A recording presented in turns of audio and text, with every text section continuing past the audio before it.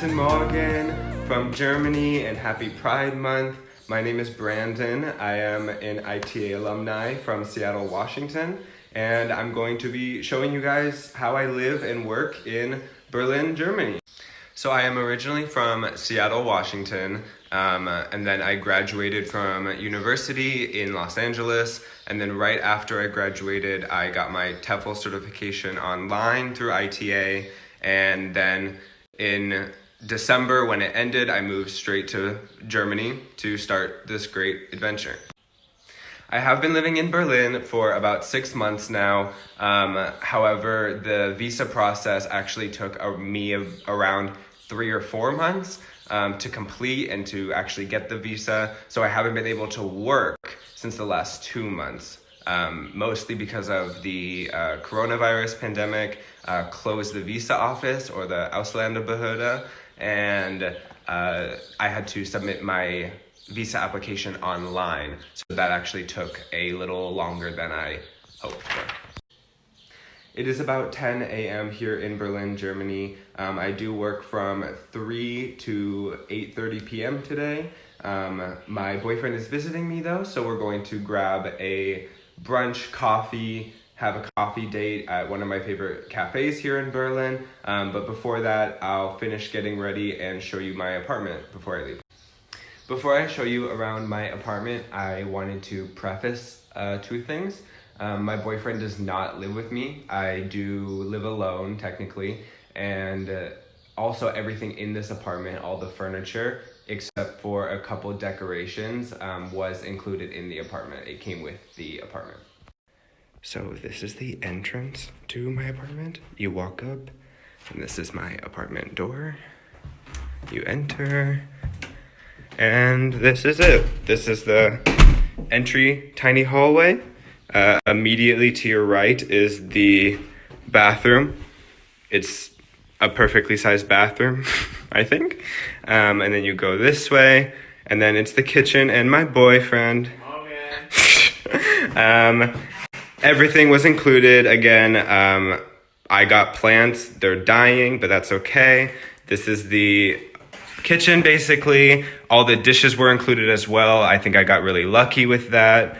Practicing my vocabulary, the fridge, and then a cleaning closet.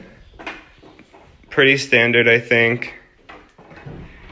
And then from the left of the closet is the main big room. It's pretty big, and it's a huge bed. I was not expecting that huge bed. But this is the couch, a cool antique looking regal shelf thingy, 2 beautiful windows. One of the curtains fell off. I have to fix that. A beautiful bed with a cute decorations, and then the big closet. But that's basically it. This is the view from outside of my apartment. It's kind of just in the back with other apartments. But I think that's good because it makes the environment really quiet at night. I think it's important to note that getting an apartment is one of the most important and first steps you should take when you come to Germany. You do need to have your address registered with the city before you even start looking for jobs. I know a lot of jobs might interview you or take you in without a registered apartment. However, in my case, all the jobs that I applied to needed a registered apartment in your name. It's called an Anmeldung, and you can get that from your landlord once you sign a contract.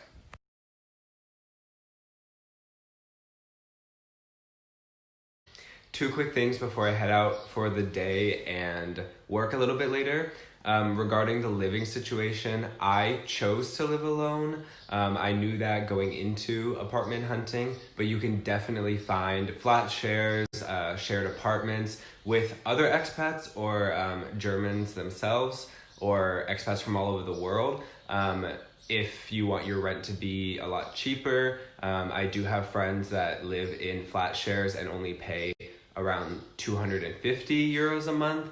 but then they do share an apartment with 3 or 4 other people.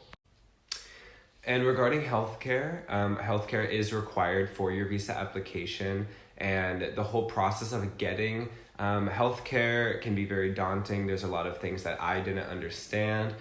So I recruited the help of Expat Launcher. It's a company that ITA actually recommends as well. It's a company that helps expats move to Germany specifically, and they have helped hundreds of expats from, I believe, all over the world move to Germany very smoothly, and they did a very good job with me during the coronavirus pandemic and helped me get my visa online.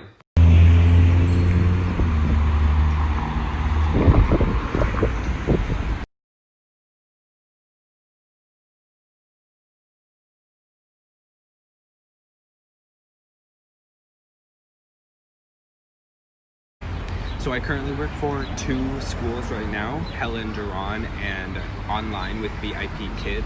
Helen Duran is the physical school that I actually go into to teach the students.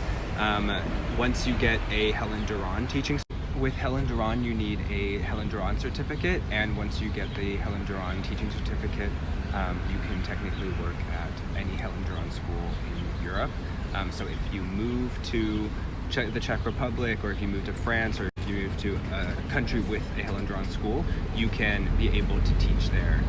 So it's good for teachers who want to move around every couple of years or every year. So this question is a little tricky because I am not working as much as I could be due to the coronavirus. Because Helen Duran is a in-person school, it was affected by the regulations of the coronavirus. We also go off of the public school schedule here in Germany, so the entire month of July and I think the first week of August is summer holiday, so I won't be working that month either. So it's good that I have VIP Kid to make the rest of the money.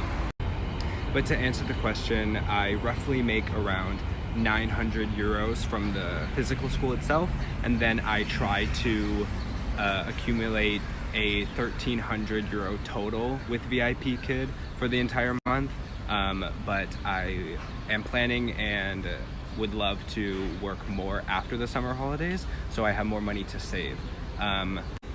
I think it's important to note, though, that if you choose Germany as your country of choice to teach in, and similarly to other European countries, you will be not saving a lot at the end of the month.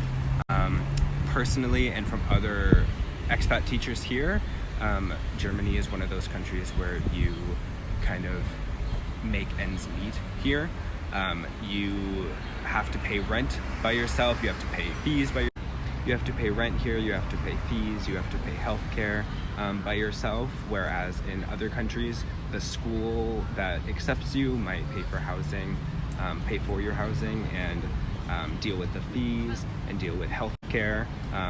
ITA has a great country chart that tells you which countries you can save the most money, which is better for your lifestyle. But if you move to Germany, for the most part, I believe that you will be like making ends meet, but also that depends on how much you want to work.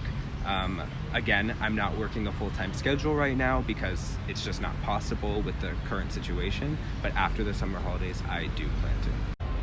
I want to stress though that I don't believe you will be struggling here if you are not working a full-time schedule or are not saving as much as you would like. I truly believe everything here is cheaper than the United States, and there are always ways to make more money. There's many online schools that you can teach for. There's many physical schools here that you can teach for. I think this is just a special situation with the coronavirus times where not a lot of people are hiring or there's limitations on classes here, but I'm sure in the next couple of months it would go back to normal. Regarding the physical schools here in Berlin, there are many options for you to apply to, not just Helen Duran. There are peak hiring seasons per country, which ITA's country chart does let you know, or you could speak to your ITA advisor. But I came here during a peak hiring season in January, and there were a lot of schools looking for native English speakers. It's also important to apply to many schools because for the visa application you need 2 or 3 letters of intent from a school to be accepted to get the freelance visa. But I went out for breakfast this morning, so enjoying a cheeky walk. I have 5 classes today, 3 one-on-ones with ages ranging from 11 to 40-ish, 40-year-old, and then I have 1 class of 5-year-olds, and then a teen class. It is the last time we're meeting before the summer holiday though, so it's a little bittersweet because I won't see them for a little while, but I think that means that we can have a little more fun today because it's the last time. I'm about to start my classes for today. I'm going to try to show you guys a little bit of what I'm going to teach today, but I don't want to show the students without their parents' permission, so I'll try my best.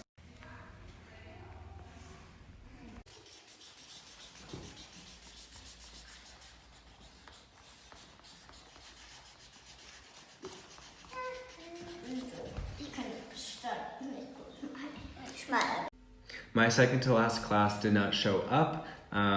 It's fine because it's the summer holidays and they're teenagers and they probably want to hang out with friends. But because they didn't cancel 24 hours beforehand, I still get paid. So now I have time to answer a couple questions. Thank you so much. I love my apartment.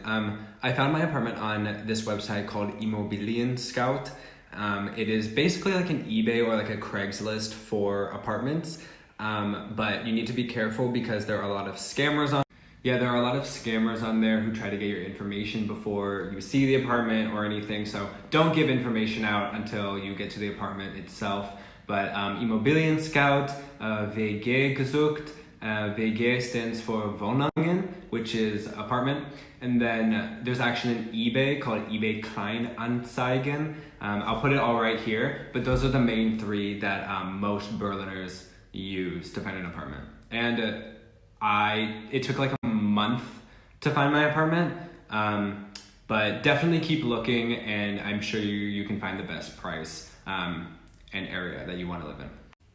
I think this question is funny. I have gotten some negative comments about being an American here. I have gotten some people who love that I'm an American. I think it's very interesting. However, I think it comes from a place of them not thinking. I think it comes from a place of them thinking that Americans might not be able to integrate into another society or culture other than their own.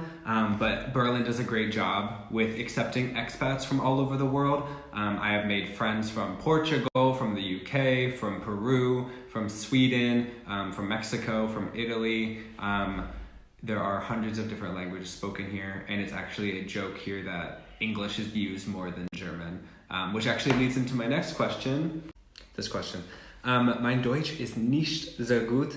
I took a class in university, but then I had to finish graduation and I slacked off for a long time and I did not pick it up again. Fortunately, the school that I work for doesn't require me to know German. Obviously, I know baby German that I can speak to the 5-year-olds in, but I feel it is encouraged to speak full English in these environments. Obviously, again, some words need to be translated, and baby German definitely does help. And I am in the process of learning, obviously, by myself, but once I have more money saved, I do plan to take a in-person course here as well. But if you are planning on moving to Germany, please brush up on your German. A lot of legal things are in German, and if you don't have someone to translate them for you or help you out, it can be really frustrating and really tough. So I would recommend at least learning baby German. So I have one more class today that's starting really soon, and then I will be done for the day. And then afterward, I am maybe seeing a couple friends by the river. Please keep asking me questions if you have any. I'm here all day.